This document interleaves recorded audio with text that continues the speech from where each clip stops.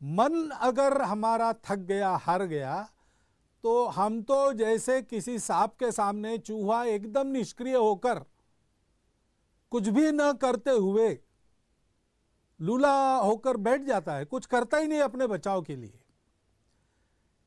ऐसी समस्या के सामने हमारी स्थिति हो जाएगी।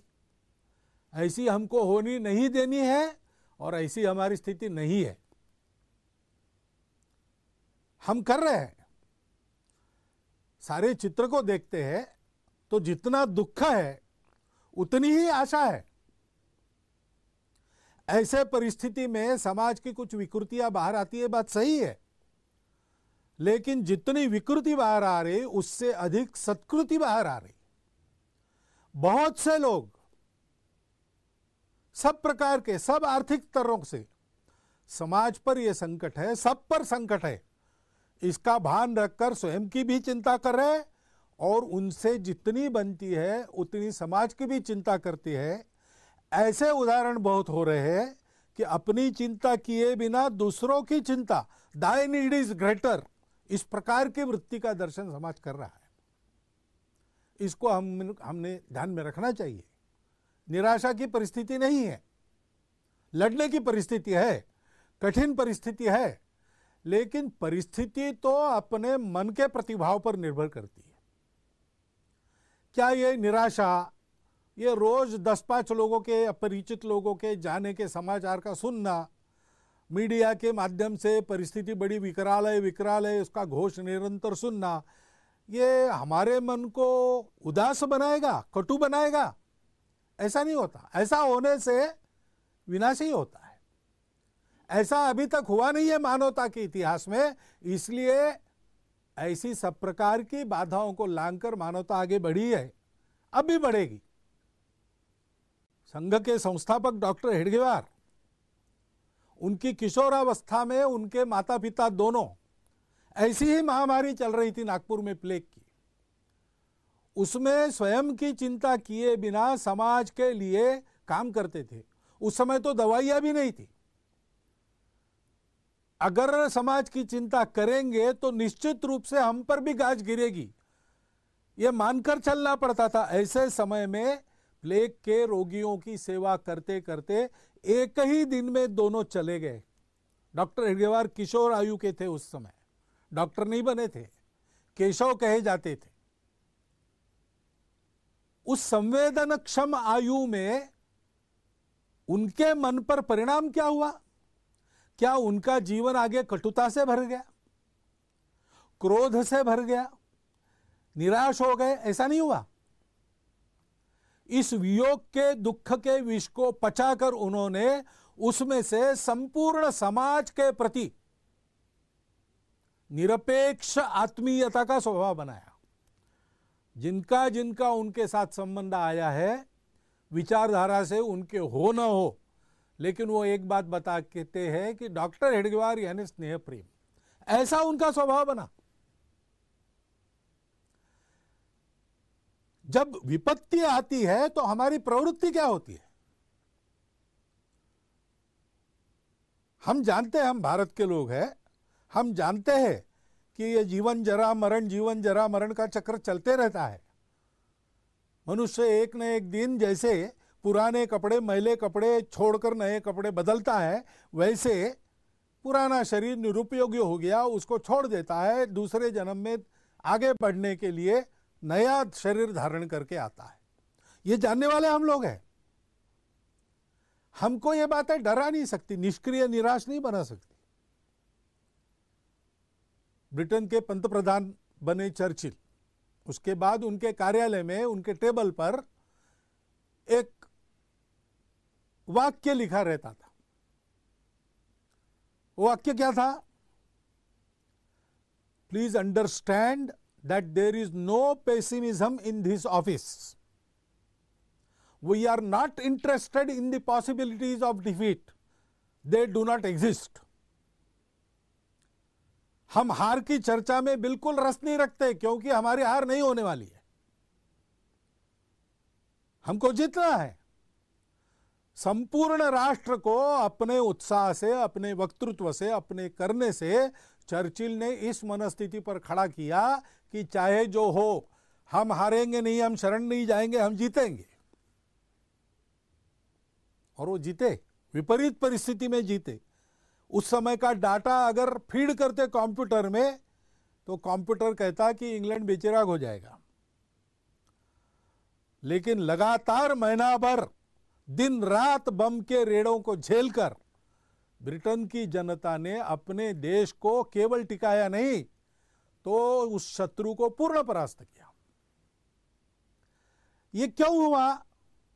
क्योंकि ये प्रवृत्ति ही ऐसी थी।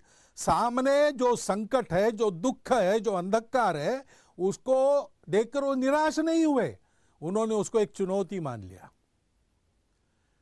हमको भी ऐसा संकल्प करके इस चुनौती से लड़ना है और संपूर्ण विजय इस पर पाएंगे, तब तक सतत प्रयास करते रहना है।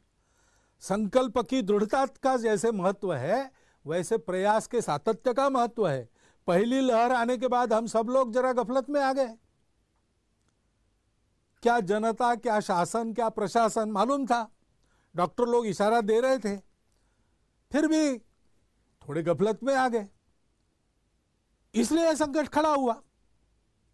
अब आगे तीसरे लहर की चर्चा कर रहे हैं, तो डरना है क्या उस चर्चा के कारण? डरना नहीं है। अगर वो आती है तो जैसे चट्टान पर टकराकर सागर की लहर चूर चूर होकर वापस लौटती है, वैसे उस आपत्ति को लौटना पड़े, ऐसी तैयारी हमको करनी है। ये प्रवृत्ति चाहिए, उसकी आवश्यकता है, और उस दृढ़ता के साथ सतत प्रयास हमको करने हैं। समुद्र मंथन के समय कितने ही रत्न निकले, लेकिन उन रत्नों के आकर्षण से प्रयास बंद नहीं हुए, मंथन चलता रहा। हलाहल विष जैसी भीति भय उत्पन्न हुआ, लेकिन उसके कारण भी प्रयास से विरत नहीं हुए। अमृत प्राप्ति होने तक प्रयास चलते रहे। और इसलिए सुभाषित में कहा है, रत्नैर महाहैर स्तुतुषुर्न देवा, उससे तोषित नहीं हुए, तुष्ट नहीं हुए। न भेजिरे भीम विषयम भीतिम, हलाल जैसा कराल विष, उसके कारण भी डरे नहीं। सुधाम विना न प्रयोयुर्विरामः, अमृत मिलते तक उनके प्रयास चलते रहे। न निश्चितार्थात विरमंती धीरा, धीर लोग जो रहते हैं, धैर्यवान लोग रहते हैं, वो प्रयास सतत जारी रखते जब तक उपलब्धि होती नहीं पूरी की पूरी। हमको वैसे करना है, और स्वाभाविक आपत्ति सारी मानवता पर है। भारत को अपना उदाहरण रखना है, पूरे भारत को एक समूह के नाते सारे भेद भूलकर दोष गुणों की चर्चा अभी उसको विराम देकर, उसके लिए बाद में समय मिलेगा। अभी तो हमको सबको एक टीम के नाते काम करना है, मिलकर काम करना है। गति बढ़ाने की बात श्रीमान अजीम प्रेम जी ने की, स्पीड चाहिए। वो स्पीड कैसे तैयार होगा?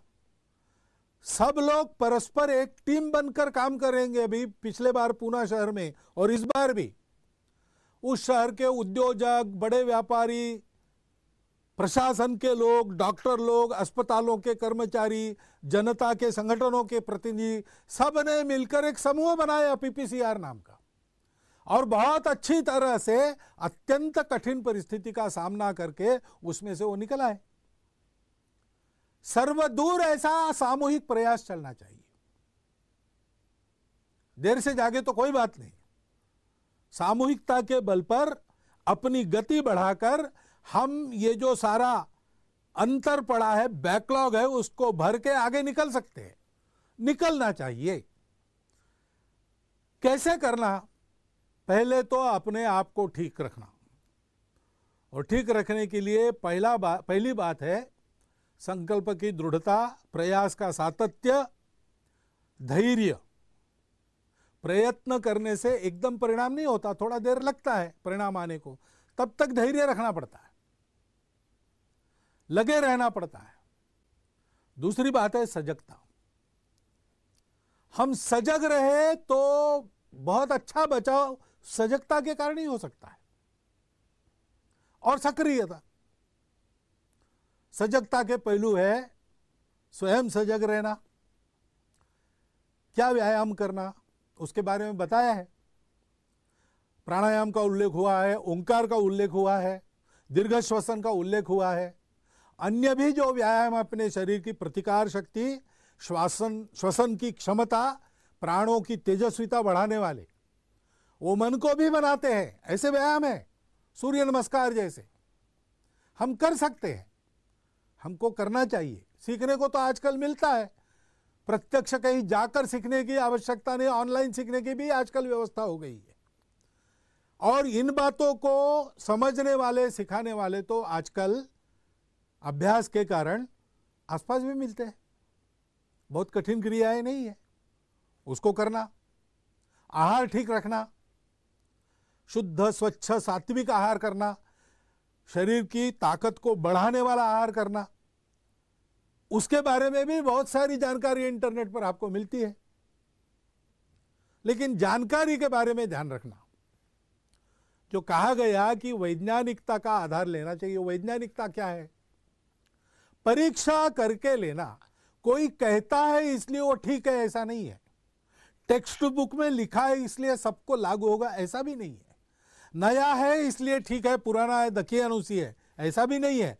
और पुराना है इसलिए ठीक है और नया है इसलिए बेकार है, ऐसा भी नहीं है। जो भी आ रहा है उसको परख के लेना चाहिए। तज्ञ लोग, आप्त लोग, हमारा स्वयं का अनुभव और उसके पीछे का वैज्ञानिक तर्क, इसकी परीक्षा करनी चाहिए। पुराणमित्येव न साधु सर्वम न चापि काव्यम नवम इति अवद्यम संतः परीक्षान्यतरत भजन्ते मूढ़ पर प्रत्ययने बुद्धि। हमारे तरफ से बेसिर पैर की कोई बात समाज में न जाए, और बेसिर पैर की कोई बात समाज में चल रही तो उसके बलि हम न बने, इसकी चिंता करनी है। आयुर्वेद अपना एक सिद्ध शास्त्र है, उसके अनेक नुस्खे हैं, अनुभूत है, परंपरा में चल रहे हैं। आयुर्वेद का तर्क उसके पीछे है, उसका उपयोग करने में कोई दिक्कत नहीं। लेकिन आयुर्वेद के नाम पर कई बातें ऐसी चलती रहती है। कोई बताने वाला व्यक्ति, उसको उसका लाभ होता होगा तो हो, लेकिन सबके लिए बताने लायक वो बातें तब तक नहीं है जब तक वो इस वैज्ञानिकता के तर्क के आधार पर, लंबे अनुभव के इतिहास के आधार पर और शास्त्रों के आधार पर सही नहीं उतरती। और इसलिए सावधानी रखकर ऐसे उपचार और आहार का सेवन करना, विहार का भी ध्यान रखना। युक्ताहार विहारस्य युक्त कर्मसु चेष्टसु।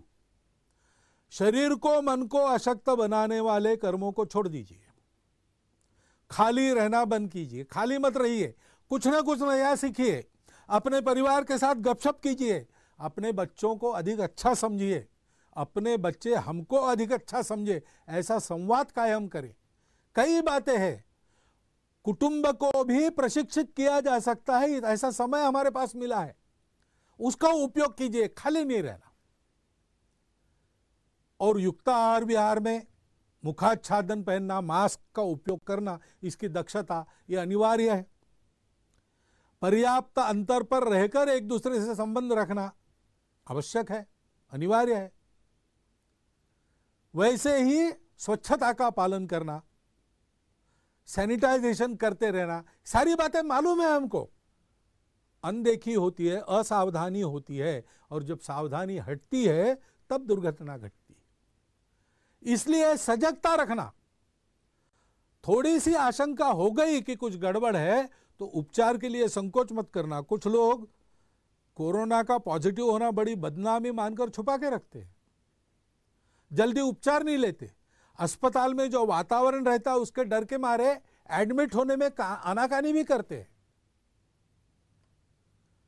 और दूसरा सिरा यानी भय के कारण अनावश्यक उपचार करते हैं, अनावश्यक एडमिट होते हैं। तब यह होता है कि जिसको वास्तविक जरूरत है उसकी जगह बुक हो जाती है, उसको नहीं मिलती।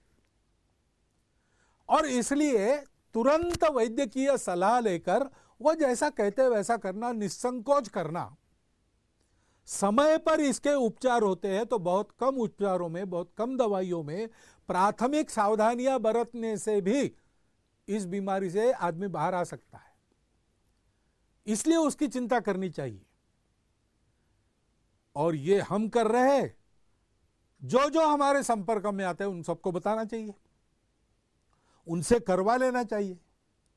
जन प्रबोधन और जन प्रशिक्षण का बड़ा महत्व है। हम अपने स्तर पर अपने संपर्क के दायरे में जो जो आते हैं उनसे ये संवाद कर सकते हैं, और जन प्रबोधन जन जागरण के प्रयास जो लोग कर रहे हैं उनके कार्य में भी सहभागी हो सकते हैं, और प्रत्यक्ष सेवा करनी है। जिनके स्वास्थ्य पर कोरोना का आघात हुआ है उनकी सेवा करनी है, उनके लिए बेड चाहिए, व्यवस्था करनी है, ऑक्सीजन चाहिए, उपयोगी व्यवस्थाएं खड़ी करने में और सेवा करनी है। कई प्रकार की सेवाएं स्वास्थ्य को लेकर इसमें करनी है। पहली लहर में हमने कुछ की थी, अब कुछ अधिक प्रकार करने की आवश्यकता है। करने में बहुत लोग लगे हैं, हम उसमें सहभागी हो जाएं। बच्चों की शिक्षा पिछड़ने का ये शायद दूसरा वर्ष होगा, तो अनौपचारिक शिक्षा के माध्यम से वर्ष में फिर उनकी परीक्षा होगी कि नहीं होगी, प्रमोट होंगे कि नहीं, इसकी चिंताएं छोड़कर कम से कम वो ज्ञान जो वो 2 साल में प्राप्त करने वाले थे उसमें वो पिछड़ न जाए, इतनी चिंता समाज के नाते हम अपनी तरफ से कर ले। बाकी व्यवस्थाएं क्या होगी देखा जाएगा। ऐसे ही बहुत से लोग फिर से रोजगार बंद हो गया, जिनका हाथ पर पेट है, रोज का रोज कमाते, उनकी परिस्थिति बड़ी कठिन है, उनकी सुधि लेनी चाहिए। कम से कम वो भूखे न रहे, उनके घर के लोग भूखे न रहे, इतनी तो चिंता करनी चाहिए। हम अपने दायरे में जो लोग हैं उनको देख सकते हैं, उनकी क्या स्थिति है समझ सकते हैं, उनकी सेवा कर सकते हैं, और ऐसी सेवा देने वाले सब संगठन काम कर रहे हैं, उनके साथ हम भी लग सकते हैं। कल इसके कारण रोजगार की, कमाई की, आर्थिक क्षेत्र में हमारे पिछड़ने की, हमारे अर्थव्यवस्था की गति कम होने की समस्या खड़ी हो जाएगी। अनेक प्रकार से उसका सामना अभी से करना प्रारंभ करना पड़ेगा। स्किल ट्रेनिंग से लेकर सारी बातें, उसमें हम जितना कर सकते समाज के नाते और व्यक्ति के नाते हमको करना चाहिए। ऐसा रोजगार करने वाले लोगों को ढूंढकर उनसे खरीदना चाहिए। अभी गर्मी के दिन चल रहे, ठंडे पानी की मशीन घर में मत लगाओ। कोई मिट्टी का मटका बनाने वाला अगर है, उसका रोजगार आज मार खा रहा है, उसका मटका आप खरीदो। ऐसा हम विचार कर सकते हैं। ऐसा विचार करके बरतना और ऐसे प्रयास करने वालों के सारे इसमें सहभागी होना, ये सारी जो परिस्थिति की चर्चा हो रही और आने वाले परिस्थिति की चर्चा हो रही, वो पैनिक क्रिएट करने के लिए नहीं है, भीति क्रिएट करने के लिए नहीं है। वो तो हमको आगाह किया जा रहा है तैयारी के लिए। नियम, व्यवस्था और अनुशासन का पालन करते हुए हम चले, समाज को चलाएं, और ये सेवा हम करें, करने वालों के साथ समाज के नाते हम भी सहभागी हो। ऐसा हम करेंगे तो हम आगे बढ़ेंगे। हमें जितना है, हमारा संकल्प है। कुछ बात है कि हस्ती मिटती नहीं हमारी, ऐसा हमारा देश है। तो इतने साल में मिटा नहीं, इतने भयानक संकटों को झेलकर मिटा नहीं, तो होगी महामारी, विश्वव्यापी होगी, बड़ा छुपा शत्रु होगा, बड़ा रूप बदलने वाला होगा, कठिन जंग लड़नी होगी, लेकिन लड़नी ही होगी और जीतनी ही होगी। हम जीतेंगे, ये हमारा दृढ़ संकल्प है। परिस्थिति आई है, वो हमारे सद्गुणों की परख करेगी, हमारे दोषों को भी दिखा देंगी, दोषों को दूर करके सद्गुणों को बढ़ा के ये परिस्थिति हमको प्रशिक्षित करेगी। ये हमारी धैर्य की परीक्षा है। ये धैर्य, ये महत्व की बात है। एक वाक्य का आप स्मरण रखिए, success is not final, failure is not fatal. यश अपयश का खेल चलते रहता है। Success is not final, failure is not fatal. The courage to continue is the only thing that matters. यूनान, मिस्र, रोमा सब मिट गए जहां से, कुछ बात है कि हस्ती मिटती नहीं हमारी, ऐसा हम कहते हैं। तो उस हस्ती में हमारा सत्य का साक्षात्कार हमारे पूर्वजों ने जो हमको सौंपा और पीढ़ी दर पीढ़ी उस सत्य का आचरण करने वाली संस्कृति दी, वो संस्कृति और हमारा इस यशापयश के आघातों में उनको पचाकर आगे बढ़ना, यश को भी पचाना, अपयश को भी पचाना और करेज टू कंटिन्यू, उस धैर्य की प्रवृत्ति के साथ सत्य प्राप्त होने तक सतत प्रयास का दृढ़ संकल्प रखते हुए आगे बढ़ना, ये बात है, वो बात हमारी है, उसके बल पर हम जीतेंगे, उसका प्रदर्शन हम सब लोग करें, ये परिस्थिति की मांग है। हमको अपने समाज के ज्येष्ठों का परामर्श इसके पहले के सब व्याख्यानों में मिला है, उसका यह अर्थ हृदयंगम करके हम प्रयासों में लग जाए, निराशा का कोई कारण नहीं, हम जीतेंगे, ये बात निश्चित है। सजग रहना पड़ेगा, सक्रिय रहना पड़ेगा, इतनी ही बात ध्यान में रखनी है। इतनी बात आपके सामने रख के मैं अपने निवेदन को विराम देता हूं। बहुत बहुत धन्यवाद।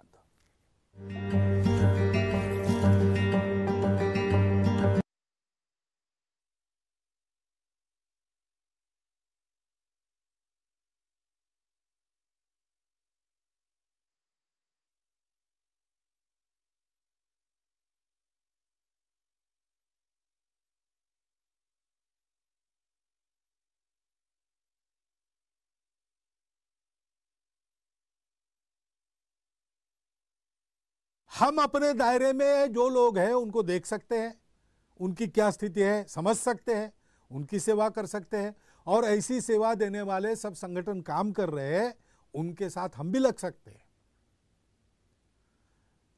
कल इसके कारण रोजगार की, कमाई की, आर्थिक क्षेत्र में हमारे पिछड़ने की, हमारे अर्थव्यवस्था की गति कम होने की समस्या खड़ी हो जाएगी। अनेक प्रकार से उसका सामना अभी से करना प्रारंभ करना पड़ेगा। स्किल ट्रेनिंग से लेकर सारी बातें,